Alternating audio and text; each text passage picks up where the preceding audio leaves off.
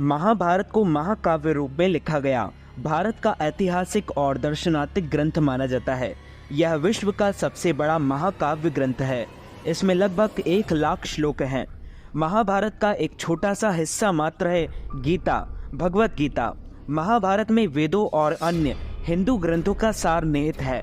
महाभारत को महर्षि वेद व्यास जी ने लिखा था। महाभारत का युद्ध कुरुक्षेत्र में लड़ा गया था। कुरुक्षेत्र हरियाणा में स्थित है। लड़ाई के लिए कुरुक्षेत्र का चयन भगवान श्री कृष्ण ने किया था। इसके पीछे कारण था कि जब कुरु इस क्षेत्र की जुताई कर रहे थे, तब इंद्र ने उनसे जाकर इसका कारण पूछा। कुरु ने कहा कि जो भी व्यक्ति इस स्थान पर मारा जाए वह पुण्य लोक में जाए, ऐसी मेरी इच्छा है। इंद्र उनकी बात को हंसी में उड़ाते हुए स्वर्ग लोक चले गए, लेकिन बाद में उन्हें यह समझ में आ गया, ये बात भीष्म, भगवान कृष्ण आदि सभी जानते थे। इसलिए महाभारत का युद्ध कुरुक्षेत्र में लड़ा गया। महाभारत के वन पर्व के अनुसार कुरुक्षेत्र में आकर सभी लोग पाप मुक्त हो जाते हैं, और जो ऐसा कहता है कि मैं कुरुक्षेत्र जाऊंगा और वहीं निवास करूंगा, यहाँ तक कि यहाँ की उड़ी हुई धूल के कण पापी को परम पद देते हैं।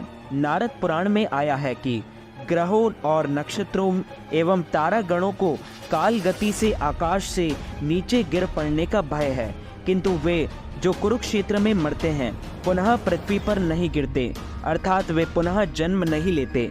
भगवत गीता के प्रथम श्लोक में कुरुक्षेत्र को धर्म क्षेत्र कहा गया है। कुरुक्षेत्र में कौरवों और पांडवों के मध्य कुरु साम्राज्य के सिंहासन की प्राप्ति के लिए युद्ध लड़ा गया था। हालांकि युद्ध लड़ने जाने के और भी कई कारण हैं। कहते हैं कि यदि कौरव पांडवों को 5 गांव देते तो युद्ध नहीं होता। दूसरा कारण यही है कि यह कौरव और पांडव जुआ नहीं खेलते तो युद्ध नहीं होता। चलो, यदि खेल भी लिया था तो द्रौपदी को दांव पर नहीं लगाते तो युद्ध टल जाता। तीसरा कारण यही भी था कि द्रौपदी दुर्योधन को अंधे का पुत्र अंधा नहीं कहती तो उसका चीरहरण नहीं होता और ना ही युद्ध होता।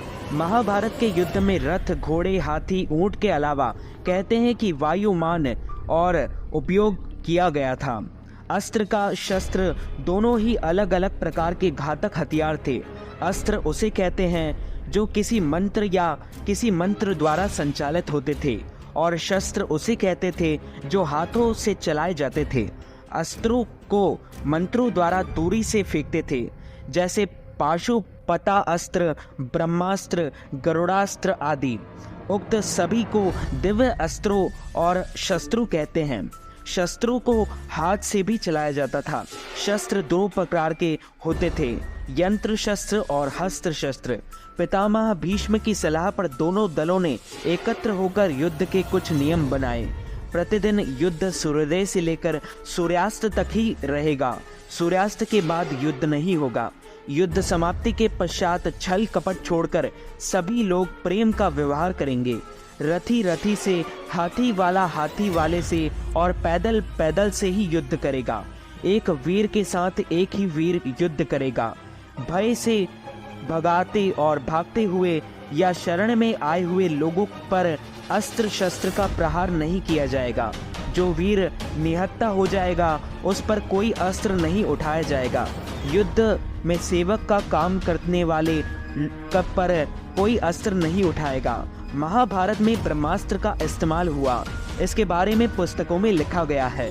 यह ब्रह्मा जी द्वारा बनाया गया सबसे विनाशक हथियार था, जो आज के परिप्रेक्ष्य में परमाणु बम के तुल्य था। इसे सिर्फ दूसरा ब्रह्मास्त्र ही रोक सकता था, या जो इसे खुद छोड़ता था उसके पास इसे वापस लेने की क्षमता होती थी। यह अस्त्र रामायण काल में भी मेघनाद पर इस्तेमाल होने जा रहा था।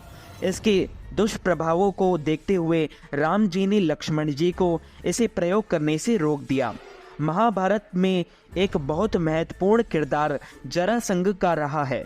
वह बेहद बलशाली था और युद्ध में उसे भीम ने पराजित किया। जरासंध मगध देश का राजा था।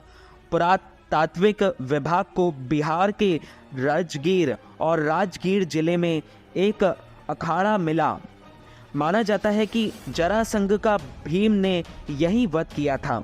तो दोस्तों इस वीडियो को ज़्यादा से ज़्यादा लोगों तक शेयर कीजिएगा, लाइक कीजिएगा, कमेंट कीजिएगा और सब्सक्राइब करके बेल आइकन को भी ऑन कर लीजिए ऐसे ही नए नए वीडियोस देखने के लिए।